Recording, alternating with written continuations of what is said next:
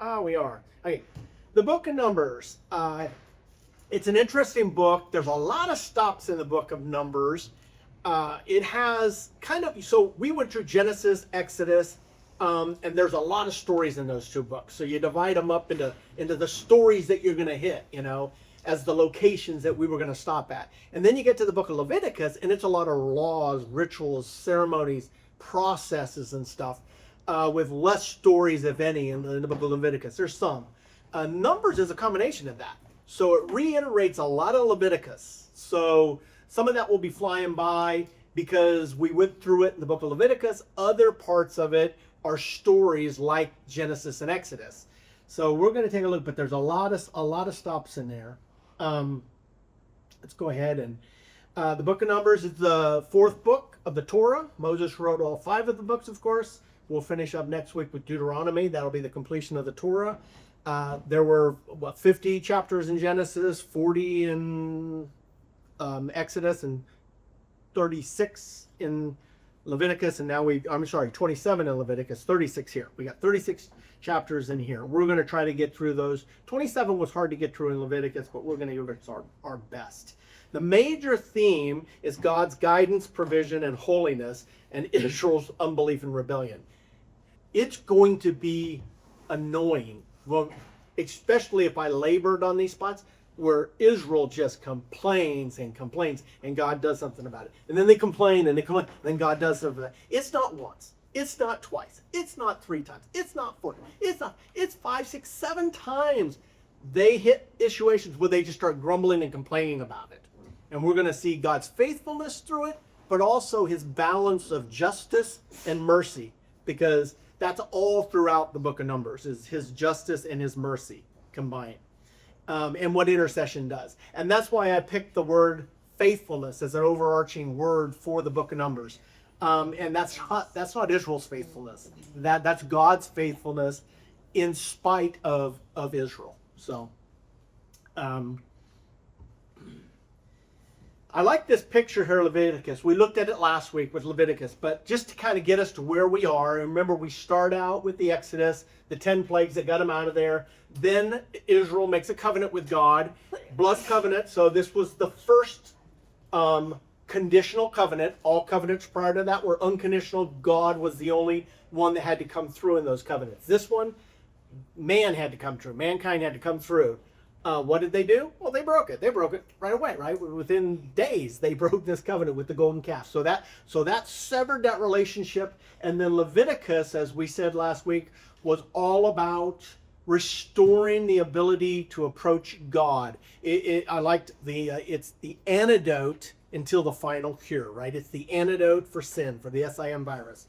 And so that's where it puts us today. We went through these 3 verses last week too, where Exodus, leaves them with the tabernacle up. Leviticus, God is speaking to Moses outside without Moses being able to enter in the tabernacle. By the end of Leviticus, he's allowed to come back into it because all the sacrifices that we talked about and everything. And Numbers, here we are. Numbers 1 again.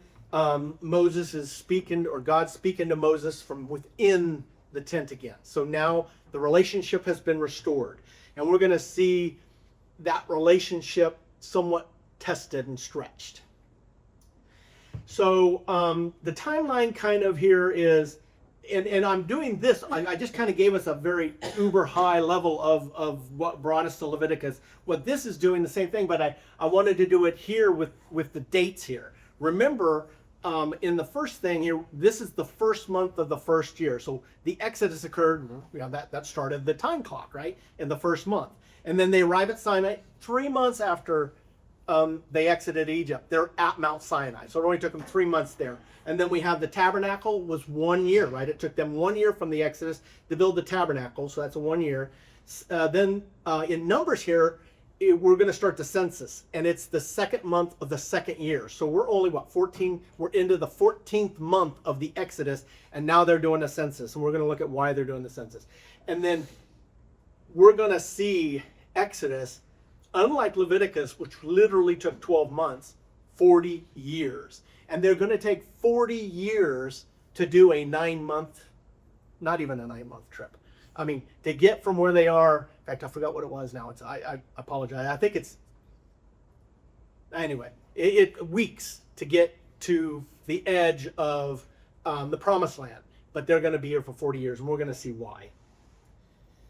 I looked at this, so this breaks down the chapters. I know it's a very busy chart. The first 10 chapters in the book of Numbers is at the base of Mount Sinai. So they still haven't left. Remember, we left them there at the base of Mount Sinai, and for the 10 chapters of Numbers, we leave them there. And then 13 through 19, they're going through the wilderness of Paran.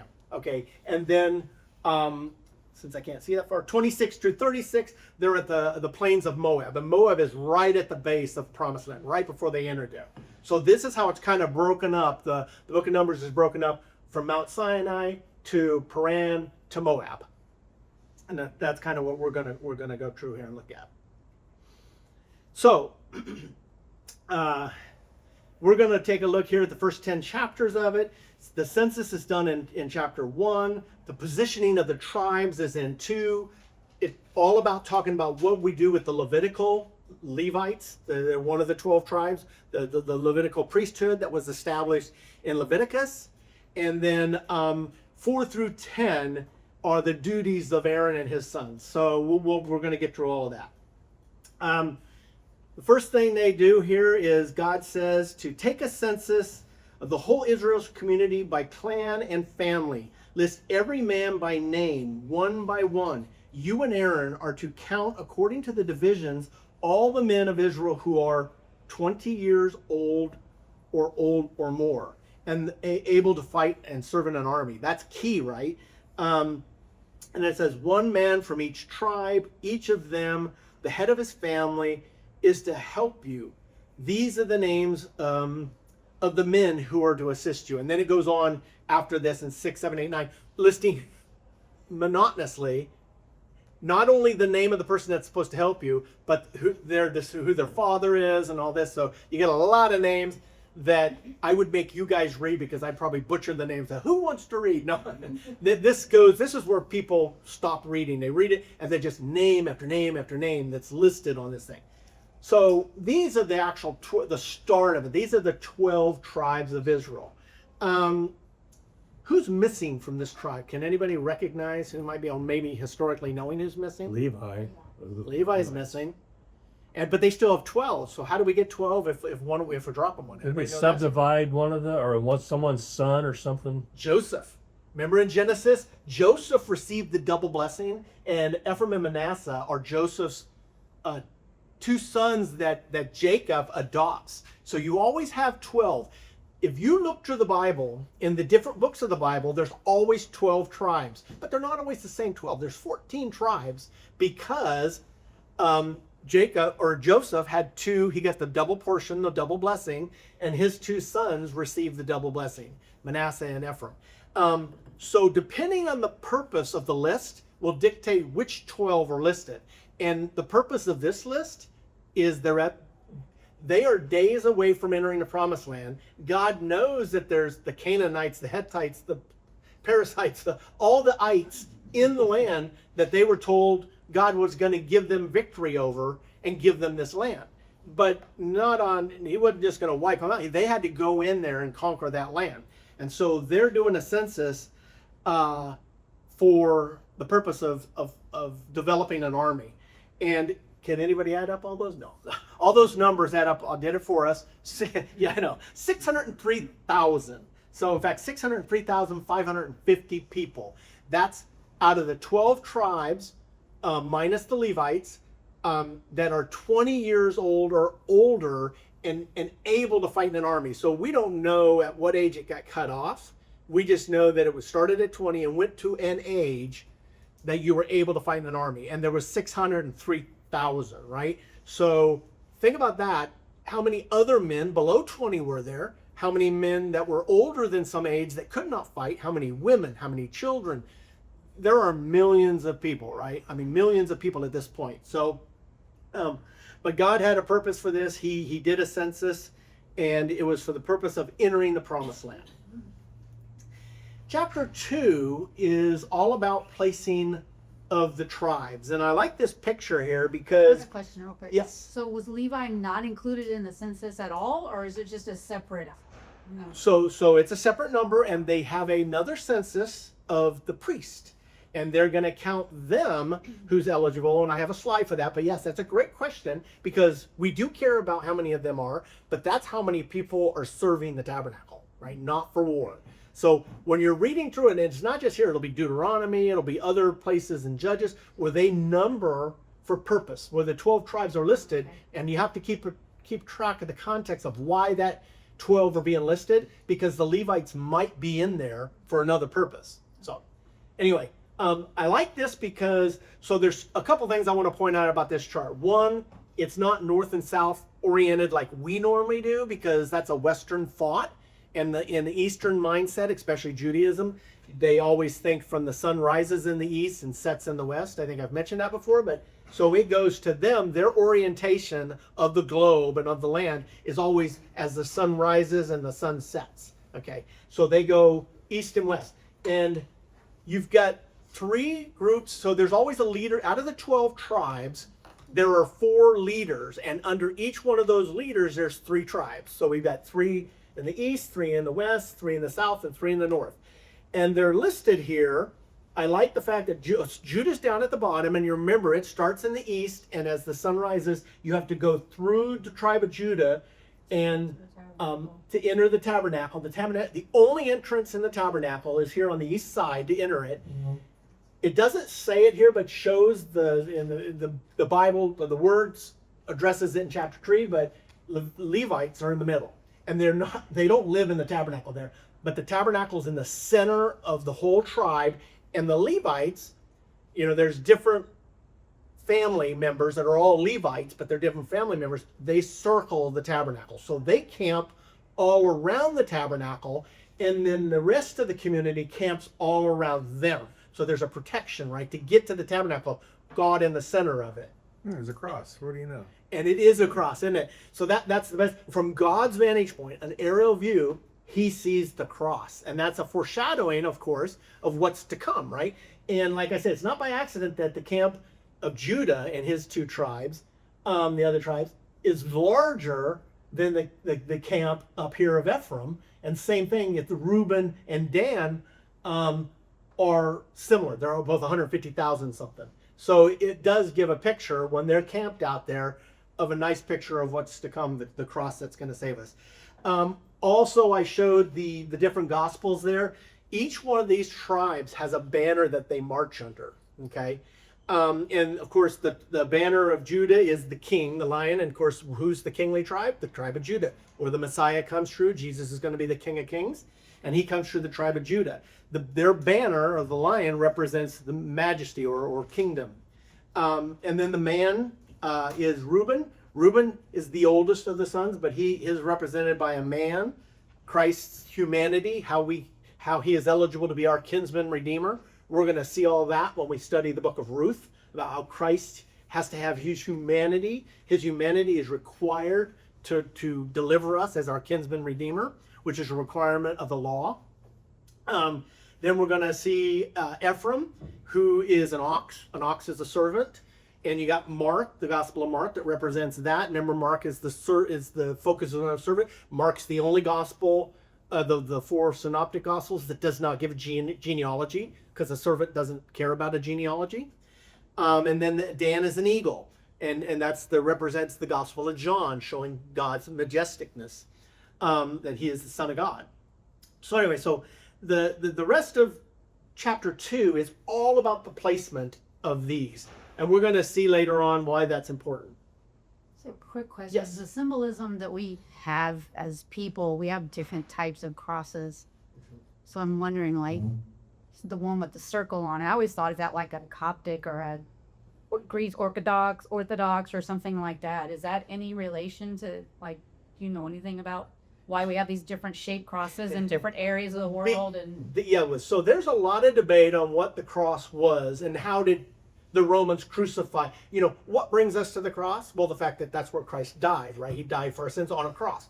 But there is a lot of debate on whether the cross was an X, Right. whether the cross was a T. So The Bible does not tell us that. That would be historical type stuff, and there's a lot of debate whether it was an X or a T. I just don't want to have one in my home or something that's somehow anti-God that I don't even know about. You know what I mean? I don't want to have some weird Coptic Just thing. don't hang it upside down. The one that some people wear is it's called an ankh. It looks like a cross with a circle on top. That one you don't want. Well, and of course, the Catholic leaves Jesus on the cross, which Protestants have a problem with. Right, That right. he's not on the cross anymore. So there's all this stuff. But remember, first off, we're not supposed to worship idols. Right. That's right. And if you don't watch it, that can become an I have a idol. little cross on my bracelet. I have little crosses at my house. It doesn't mean it's an idol. If it's something does in remembrance of what that Right. means, if the important thing in your heart is what it means, you're good, right? It's when you start thinking there's something mystical about it or Right. powerful about it, or and that's when it becomes a problem.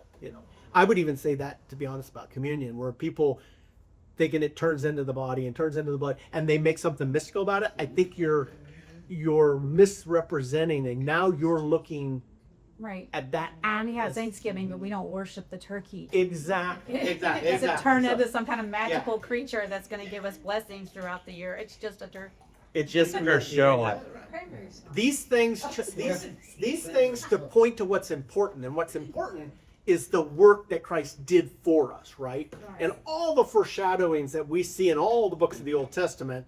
The important thing is to draw us to the accomplishment that Christ did on that, not necessarily, Yes. I think that's one of the most beautiful things about the Bible is that they never give a specific spot because people would go and worship that spot and celebrate Christ our Lord. And I think that's amazing how when they did write it, how God had them not put in here marks where he was there and stuff. So people, what's all they The do? day he was Yeah, even the temple. God let the temple be destroyed in 70 AD because Christ was the finished work. We did not want to worship the temple. We wanted to worship the King of Kings. So yeah, that's very true. The Bible does not give us things. I've always said when I taught, it'd be nice to have a map like this, being led by the fire and by the cloud. But we would worship it, and that's what these people tend to do too. They tend to worship the wrong thing Screw it very up quickly. all the time, don't we? So this number in chapter 3, it does a couple things. One, I wanted to show you. So all the priests came from the Levite family, but there were multiple sons. In fact, do I have that? Let's just read it because it says it probably better than I can reiterate it. Now these are the records of the generation of Aaron and Moses at the time when the Lord spoke with Moses on Mount Sinai. These are the names of the sons of Aaron: Nadab, the firstborn; Abud, Eleazar, and Thamar.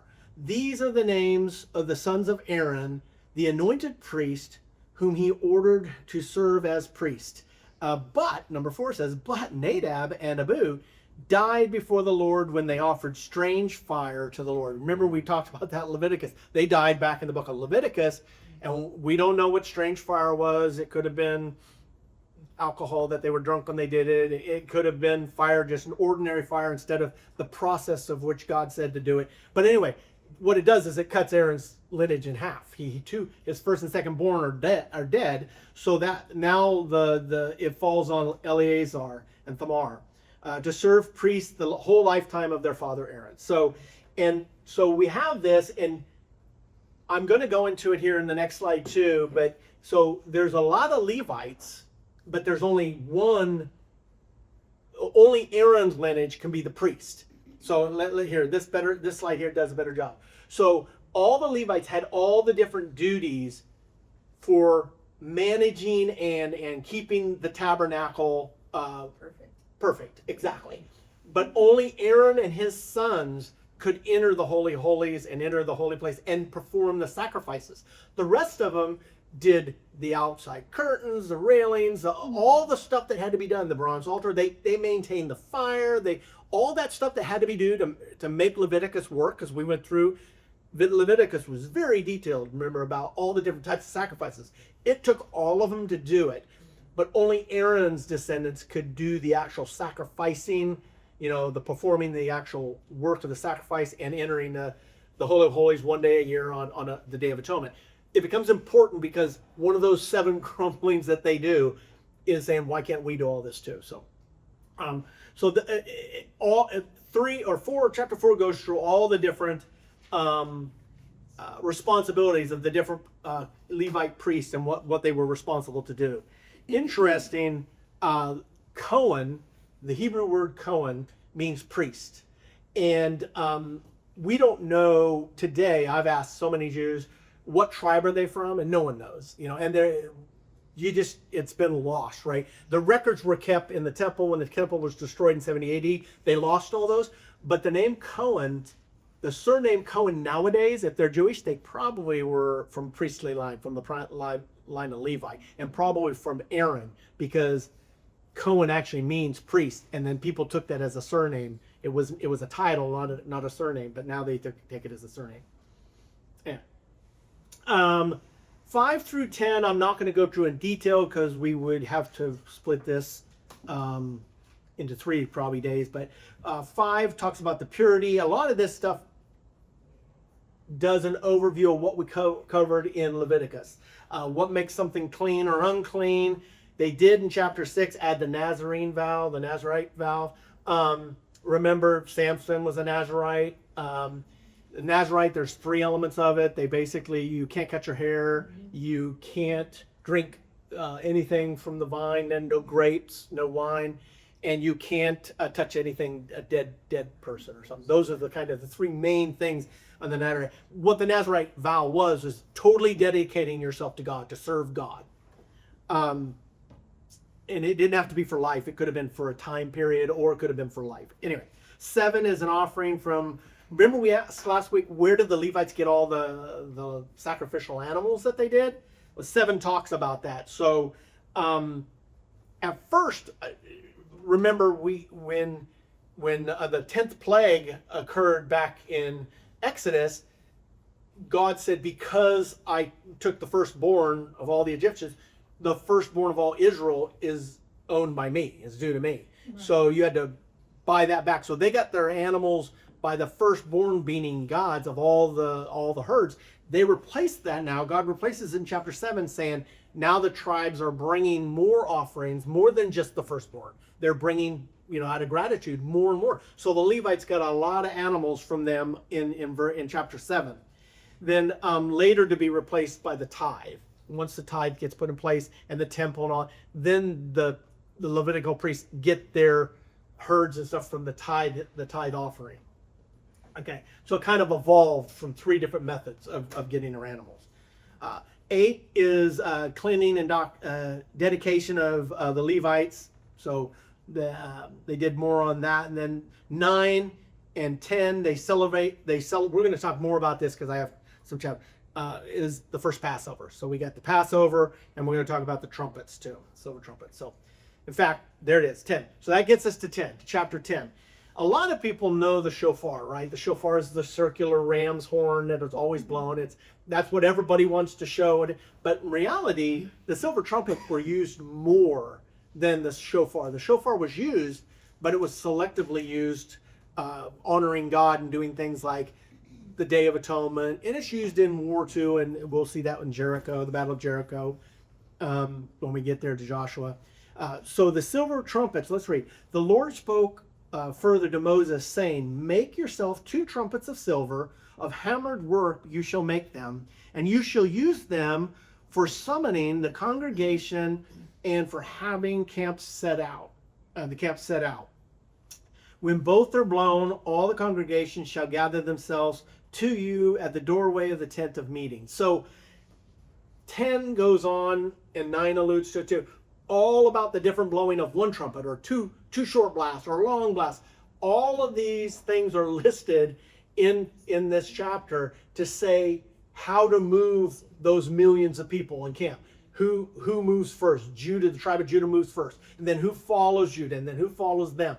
All of this is done with blowings of trumpets, and whether they're called to an assembly, whether they're marching, in what direction they're marching, all of this is laid out, in this chapter. And so if you want to kind of figure out how they maneuvered all that, you got to read the whole chapter. But that's the purpose of it. And so the silver trumpets were used a lot. In fact, we talk a lot, especially if anybody's prophecy, they always, the blowing of the last trumpet and all this.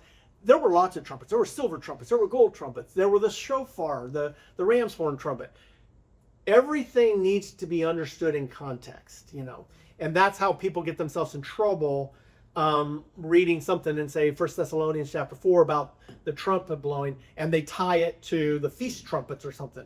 They're not the same thing. Those are two different things, and that's how you get Israel mixed up with the church. So you gotta keep context when you're thinking about all this. Which trumpets, what's the purpose of the trumpet, and who's blowing the trumpets. So it's always important.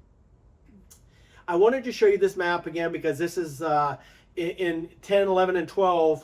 I think I showed you when I showed you the breakdown of that very, very busy chart, in between each one of those, from going from Mount Sinai to Paran to Moab, there was 2 chapters in between each of traveling. And this is where they traveled from Mount Sinai to the wilderness of Paran.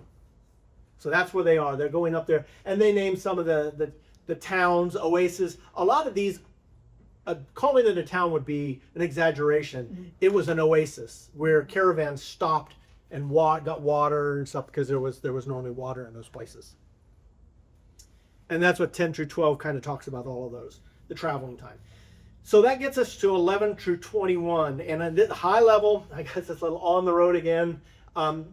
They start their journey. Remember, 1 through 10 was at the base of Mount Sinai, okay? And now they start their journey into the wilderness for the first time. And 11 through 21 is going to talk about the wandering in Paran. The hardships, we've got in chapter 11, we're going to talk about the fire and the quail, the plague.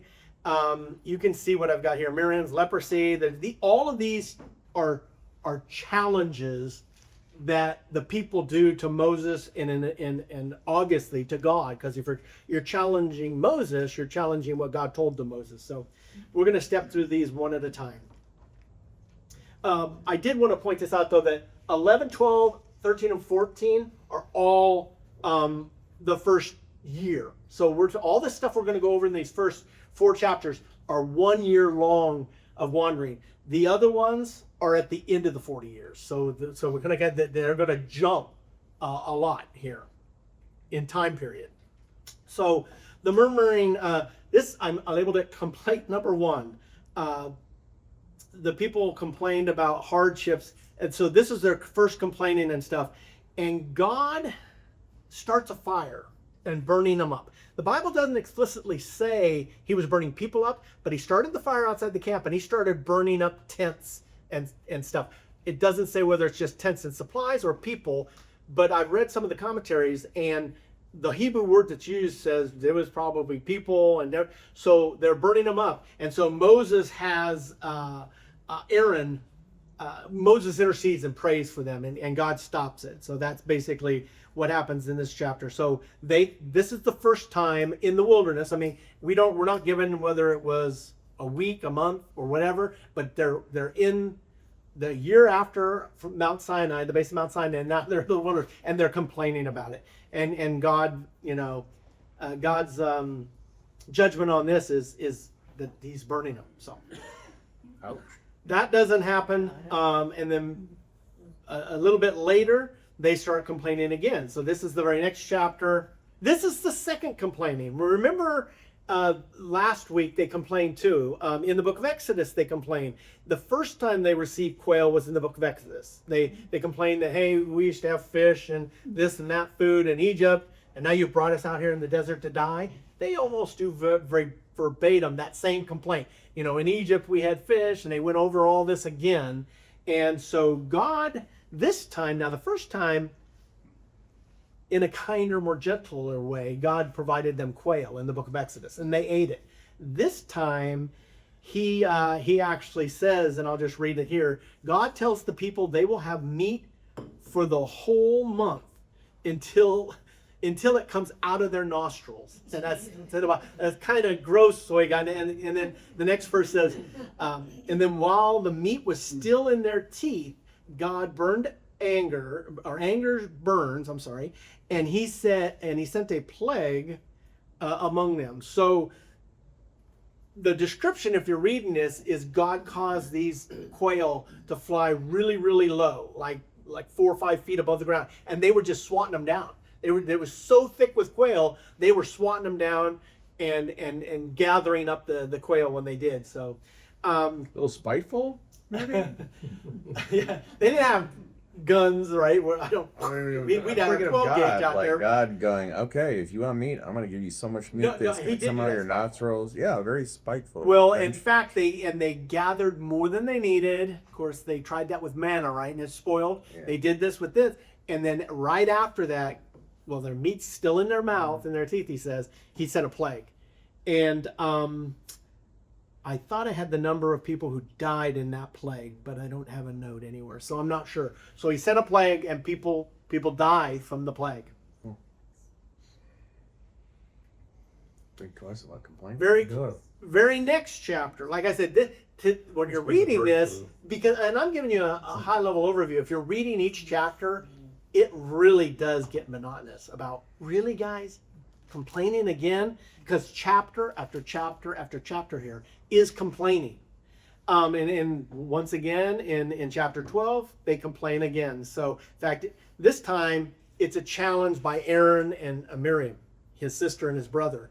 Miriam and Aaron began to talk against Moses because of his Cushite wife. A Cushite is a what? I forgot what it is now. Ethiopian. Thank you. Ethiopian woman. And he had married a Cushite. And this says in verse 2, has the Lord spoken only through Moses? They asked. Hasn't he also spoken through us? And the Lord heard this. And that sets the tone for chapter 12 here. So Didn't Moses marry her a long time ago? no, so he married a Midianite. Remember when he went to Jethro, it was a Midianite. She died.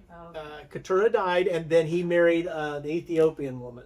And most people think it's not explicit about this. This is not another one of those things that the Bible throws in right after Aaron and Miriam are complaining that Moses married, this Ethiopian woman, and they're saying that's kind of what caused them to complain. But really, this is a power struggle. If you think about it, you have Moses, Aaron, and Miriam. They're the three central people that are in the whole Exodus story, the Leviticus story, as well as the Numbers story. So, Miriam's used to rejoice after the parting of the Red Sea. She leads all the women in rejoicing, and people join along. So, and Aaron's Moses' spokesperson. So they are prominent, and they are used by God. But here, there's a little jealousy going on, and they question whether, hey, why just you, Moses? God uses us too. And it's like a little power struggle. So God kind of settles it. And he causes Miriam to get leprosy, not just on her hand, but like Moses stuck his hand in there and got leper, stuck his hand in the second time and it was cured. No, she got leprosy, her whole body. And Moses had to pray for her to cure her.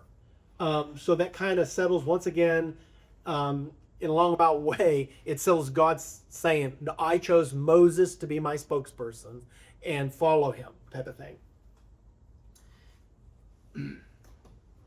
And then we get the famous 13 and 14. This is where the spies, 13 and 14 is all about setting up, God saying, once again, you can get a little tedious in this as God starts saying, get this person from this tribe, this person from that tribe. Basically, all of that chapter is going through the 12 tribes and picking the 12 people, one from each tribe, that you're going to send over to the promised land to scout it out. Mm-hmm. And it's God's intent for them to scout it out to see the best way that they're going to go in there and then go in there. Well, of course, he knew they were going to come back with this report. But so the 12 came back with a report, as everybody probably knows. Everybody agreed that it was truly a land flowing with milk and honey. To the point, now my pictures may be exaggerated. These are probably Nephilim from people's vision of Nephilim. Nephilim all died in a flood. So even if there were giants, but they were obviously bigger than them. And there were descendants of Anak, which is a tribe that was a very large people group. over there as well. So they're coming back and giving this report. Yes, it is got these, like once again, the Bible does say it took 2 people to carry the thing of grapes, but it doesn't say the grapes are this big. You know, it could have just been a lot of little grapes, you know, that it took 2 people to carry. The Bible says it took 2 people to carry it. The artist took liberty with that. But he had shrunk the kids. Yeah. Exactly. So the pictures over exaggerate the message, but the message is still true. The land flowed with milk and honey. It had great harvest, and it was plentiful, like God said it would be. But the giants scared them, you know. And like I said, if we were going to camp out here, we could tell all types of comparison stories of who are our giants. You know, what in our life when God asks us to do something, what giant scares us to not move, to be paralyzed, to stay where we are? We do it we do it all the time. In fact, we probably do it daily, weekly, monthly. When God would like us to do X, we are paralyzed and don't move. So a lot of symbolism in this.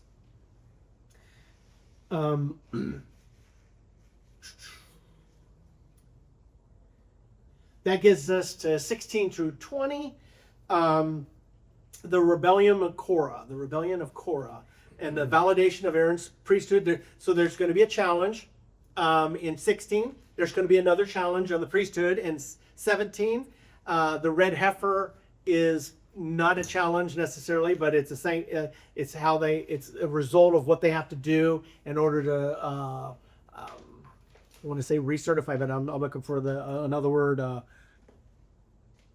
When you make it holy again, you have to consecrate. Thank you. When you have to reconsecrate the tabernacle with the red heifer.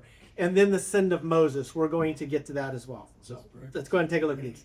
So in chapter 16, we get to this story of Korah, and I'm just going to read it. So this whole rebellion is basically 3 verses.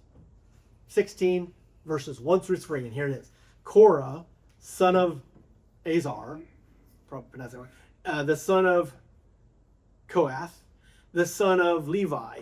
It just showing his lineage goes back. So he's a Levite. Korah's a Levite, right? And certain Reubenites. Reubenites, the oldest son, Reuben. So he was joined in this rebellion.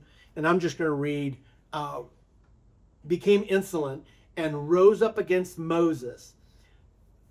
With them, there were 250 Israelite men, well-known community leaders who had been appointed members of the council. They had came as a group to oppose Moses and Aaron and said to them, "You have gone too far. The whole community is holy, every one of them, and the Lord is with them. Why do you set yourself above the Lord's assembly?" So remember, we just had this challenge by Aaron and Miriam, and on Moses' leadership, or God's leadership through Moses, and now we have all the Levites. This isn't, well, and some Reubenites, but basically all these Levites that had the different duty to take care of the tabernacle. So God was using them, and they had a place, and they start complaining about Moses setting himself above. We're going to see this is probably not a good thing to do. And sometimes we do it today. When I think about, and I've been a Christian for 40 plus years now, 47, 8 years in fact. But I've been to churches where people challenge leadership. And I'm not saying that we should not hold leadership accountable. We should. That's what the body does. But we should also understand that that person that leads us is under God's authority, right? And to some degree, we have to honor God, or find what God wants us to do other places. But they're challenging Moses, and if it was just once or twice, that'd be one thing. But like I said, it's just chapter after chapter after chapter, questioning God, challenging Moses, and from everywhere. Moses had to be beat up. Serving God. Sometimes, what does it say? Christians are the only ones that eat their own, or something like that. The Christian army is the only one that buries its wounded. There you go. That bury their wounded. Yep, that's a very good statement. And it shouldn't be that way, right? I mean, the church should be a hospital that you come to, you get healed, loved on, cared for, and then released back into the hostile world to serve God. The church was never intended to be a place where we create Christians, or it's a healing place. It's where we like-minded believers come together, learn more about God, heal our spirit and our soul, so we can go back into a hostile world and give the good news of Jesus Christ. That's the purpose of a church. We've kind of distorted that, and we think we can't save people as we're going across in our life. We have to bring them here to get saved. That's it. I think Glenn did that survey about how many people were saved by the different, and what there was. And he goes, "That's disheartening." 2 person raised their hand about being in church and being saved. Most people are saved because us, the body of Christ, are out there talking to them, sharing with them. That's how people get saved. You may be a planter, you may be a waterer, and if God blesses you, you may be blessed with harvesting, with bringing a soul into the body. But anyway, so back to the grumbling. They're grumbling, and the result of it is, as soon as he had finished saying all of this, the ground under them split apart.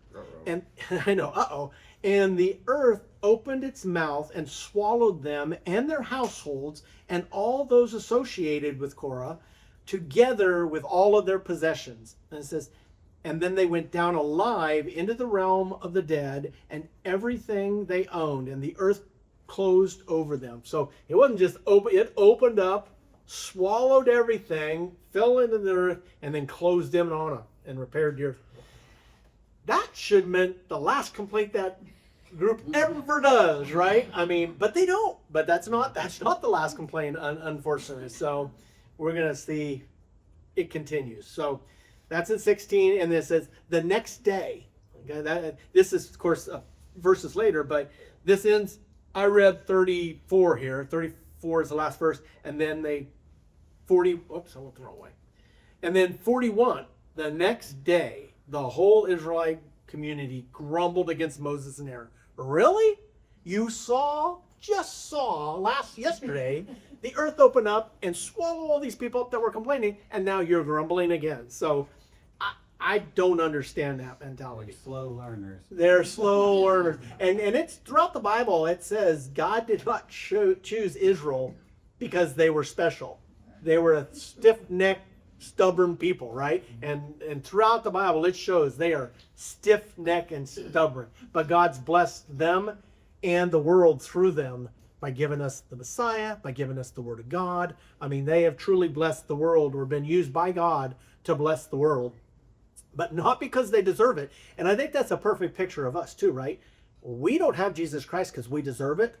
We have Jesus Christ because we don't deserve it, right? That's why we need Jesus Christ. And most of us, I don't know about you, but I didn't come to Jesus Christ when everything was working good for me. I came to Jesus Christ when I was going 120 miles an hour and hit a brick wall in my life. And that there was nothing else that I could do but to turn to a person higher than me. And of course, someone had been planting, watering the Word of God in my heart. So the next day, the whole Israelite community grumbled against Moses and Aaron. You have killed the Lord's people, they said. They blamed Moses and Aaron for the earth opening up of their grumbling. Clearly, that's an act of God, right? And then this is God. So down in 45, it says, God says, get away from this assembly so that I can put it into it at once.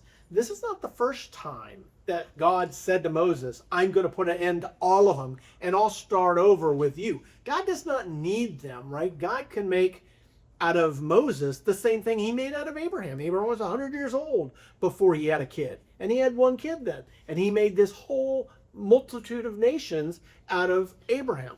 Well, he could do the same thing with Moses, but Moses and Aaron make an atonement.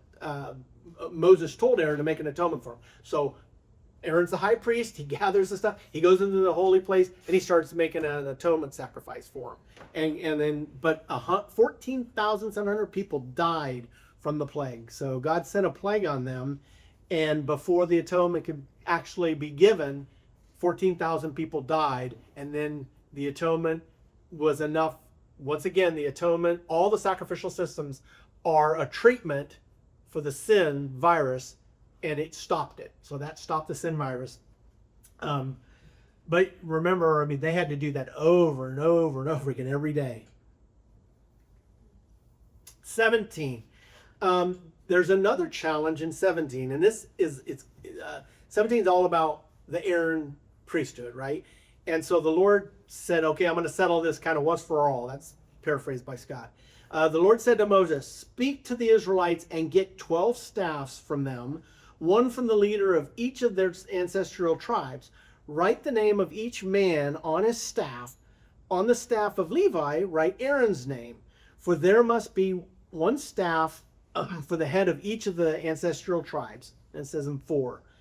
Place them in the tent of meeting in front of the Ark of the Covenant law, where I meet with you. The staff belonging to the man I choose will sprout, and I will rid myself of this constant grumbling against you by the Israelites. Okay, so there was still obviously a lot of grumbling between why does Aaron get this stuff and all that. So a little trivia question: Aaron had a rod, and we know that the rod budded. What kind of a rod was it? What tree was that rod from? If you read ahead, you'll know. An olive tree. Because we always say that the Aaron staff budded, but it budded, it blossomed, and it produced almonds. So the Bible actually says that it budded, it blossomed, and it produced almonds. So it's a picture of a rebirth, right? It was a dead stick. It's both a picture of what God does with Israel when Israel actually dies in the dry bones. This is like a picture of the dry bones prophecy in Ezekiel 36 and 37, where God's going to bring Israel back to life from a dead nation back to life. And it's also a picture of the death, burial, and resurrection of what Jesus does and what happens to us, right? We're dead spiritually, and God brings life back into us, showing God has the power over life. But so in this particular case, in the book of Numbers, it's to show that God chose Aaron for this duty. And of course, that's one of the items that ends up in the Ark of the Covenant. It's interesting because Moses wrote all 5 of the books, and historically we were looking back saying, well, what's in the Ark of the Covenant? And I was always saying, remember, there's the 10 Commandments, the 2 tablets, there's the manna, the jar of manna, and there's Aaron's staff that budded. Well, it didn't happen until in here, right? So when we were talking about it weeks ago, we were looking forward on when it was going to happen. So this is where it actually happens. So God chooses Aaron and shows the whole community, all 12 of the nations, or all 12 of the tribes, had their names on their staffs, and only Aaron's budded. Okay, that gets us to 19. And 19 is the red heifer. I'm just going to read it. The Lord said to Moses and Aaron, this is a requirement of the law. This is a new requirement because now the sanctuary had been contaminated. So they had reconsecrated. This is a new requirement of the law that the Lord has commanded. Tell the Israelites to bring you a red heifer without defect or blemish, and that has never been under the yoke. This is a big deal right now. I think we mentioned it last week or so about there's 6 red heifers that came from Texas, and they had this pseudo sacrifice that they did. They said it was practice, but now they're saying, no, we really did it. And now we have the ashes of the red heifer.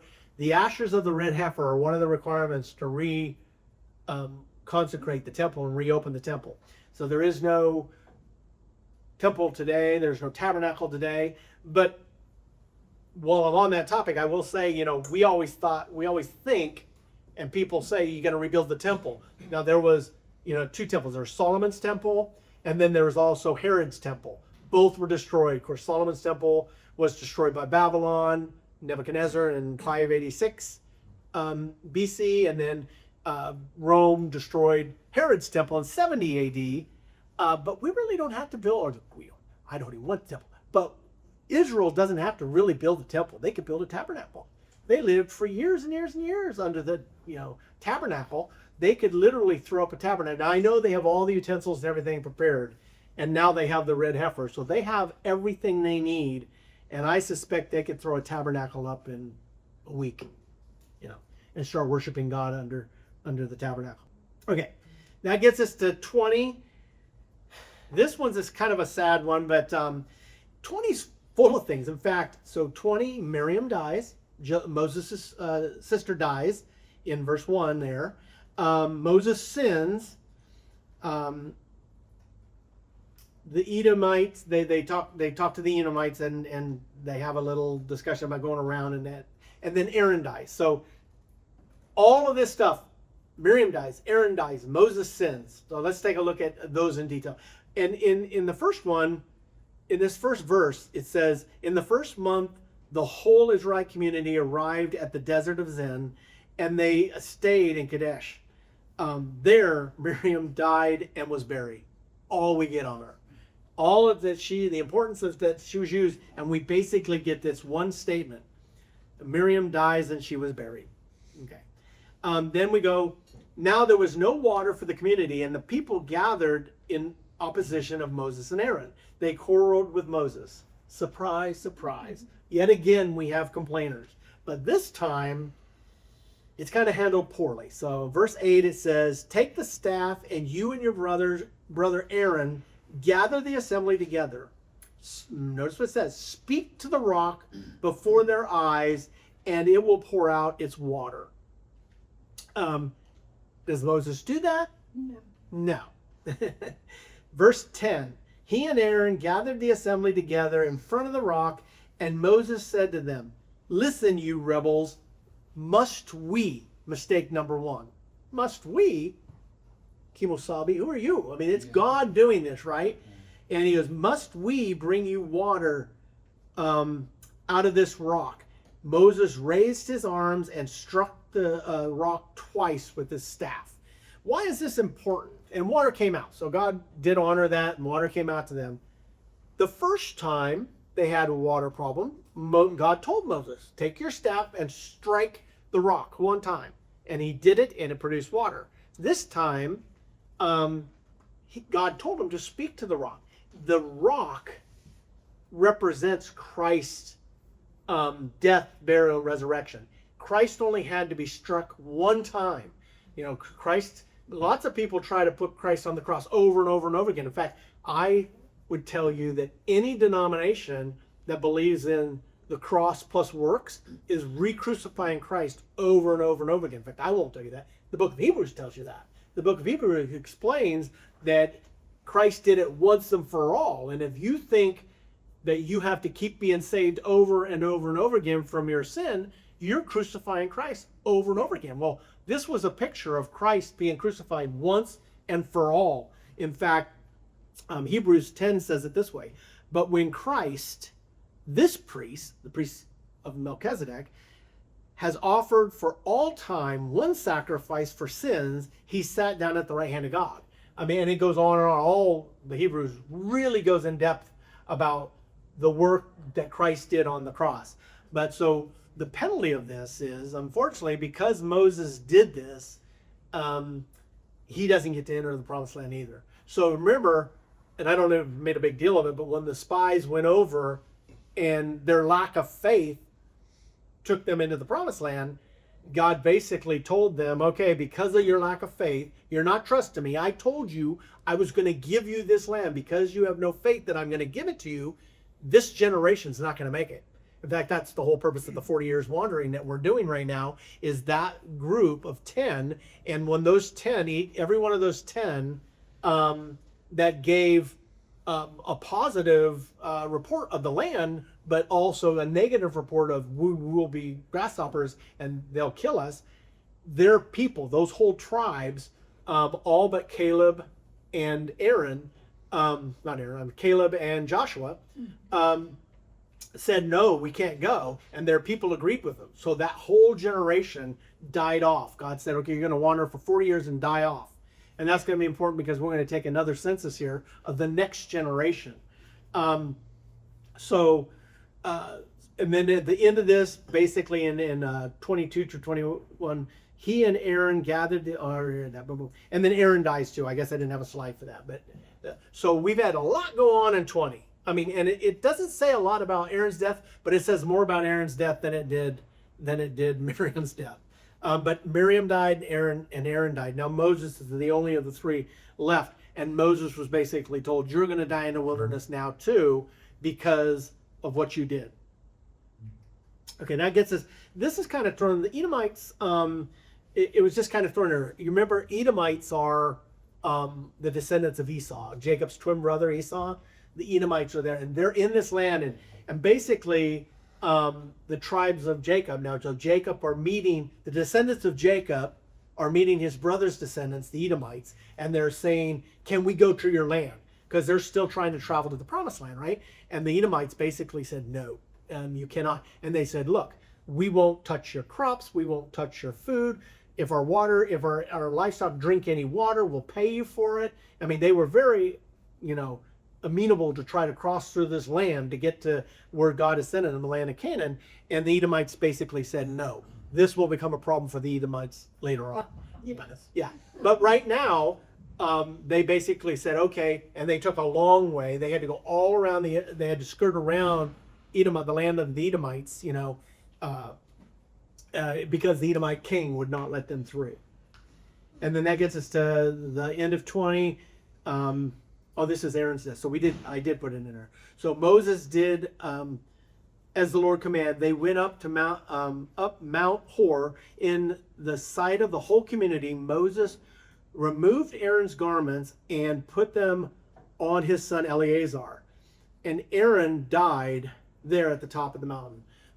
So he gets a little bit more than Miriam. And remember, all his clothes mean something. Everything, the undergarments, all of them mean something. And so this was like showing the passing of the baton, if you will say, from Aaron as the high priest to his next in line son, his third son, but his oldest living son, Eleazar. Now Eleazar going forward now is going to be the high priest.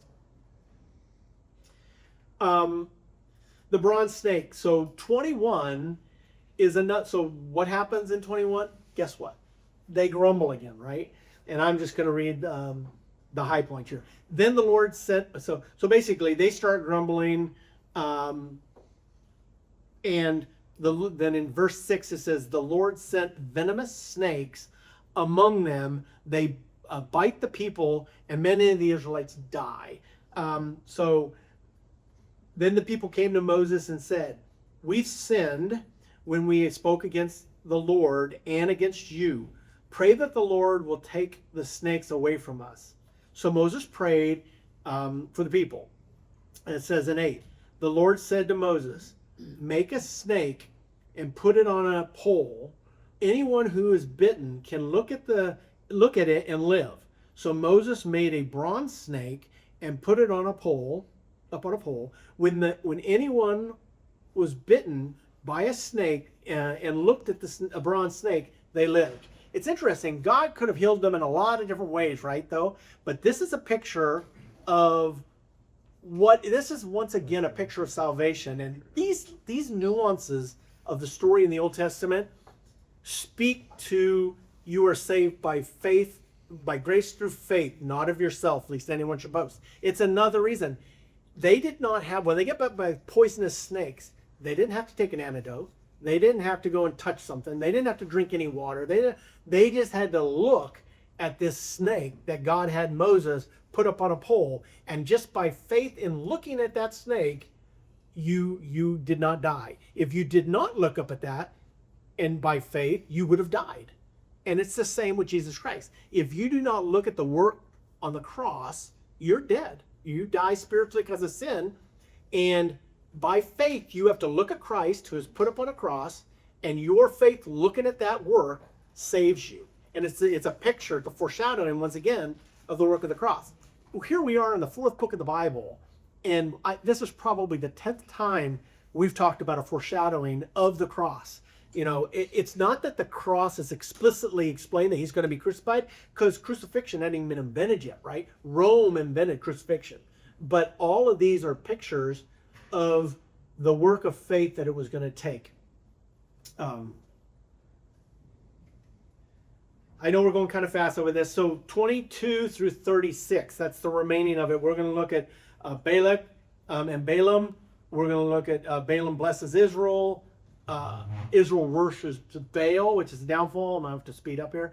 The new generation, will they do a census again? And then the people get instructions to go into the land.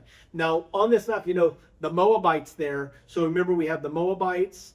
The Moabites are, remember when Lot escaped from Sodom and Gomorrah and his daughters got him drunk and had kids? Well, the first daughter, her first son was Moab. So the Moabites are the first daughters, descendants of Lot, and the Amorites above are the second daughters, descendants of it. And Edom, of course, we already talked about, is Esau's. So you got Esau's descendants, Jacob's brother. You got Lot's two daughters, descendants. They're all surrounding all that mess over in the Middle East. Once again, are descendants or relatives of Abraham. So this. Everybody knows this story. This is the story of the donkey, right? Where Balak sees Israel coming and he's scared of them. He doesn't want to go to battle with them and because he knows he'll lose. So he gets a Balaam. Balaam is a prophet, and it seems to be a prophet from God, even though he uses his gift wrongly because he's doing it for money. So Balak basically wants to pay him money. But in his defense, Balak sends, and we're going to go to a roof after, he sends people, and Balaam says, no, I can't do that. They're God's people. And so they go back and tell him. He sends more people, more money, and it's over 3 times and he finally, Balaam says, okay, I'll go bless him. So he goes to bless him, and that's the whole story, of Balaam's donkey, right? He's going, and Balaam's donkey sees the angel blocking the way, tries to turn away. Balaam starts beating his donkey, and then all of a sudden Balaam starts having a conversation with his donkey, and it's a very interesting story. Kids love that story, and I cannot explain why God used a donkey. The only thing I will say about that is if God can use a donkey, he can use me. So that's the uplifting thing. If he can use a donkey, and of course when he came down on Palm Sunday, when he entered Jerusalem, and all the people cried out, and Hosanna, Hosanna, Hosanna, blessed is he who comes in the name of the Lord. And the Pharisees tried to calm them down. He goes, if they didn't scream it out, the rocks would scream it out. I mean, God can use anything he wants to glorify himself, right? And in this case, he uses this donkey. But this whole story goes on and on. So even after that, so Balaam realizes he cannot curse Balak's enemy, which is the Israelites. So this is where he sets up his demise. He basically tells the king, I can't bless him because God won't let me. In fact, he goes to curse him. He finally tries another way to curse him. And when he speaks, only blessings come. He did a blessing. And Balak goes, I paid you to do a curse. You did a blessing on him. He goes, I can only speak what God puts in my mouth. So, but that's when he goes back and he says, but I do have some advice for you. And his advice was, the downfall will be, get your women, your Moabite women, to go and seduce the men, and then convince them to worship your God, your Baal. And they do. So that's how it ends up is they couldn't curse them, but then they did get their women. Their women went in there, and the men started worshiping Baal. The men took Moabite women and started worshiping Baal. And of course, that caused God to punish that.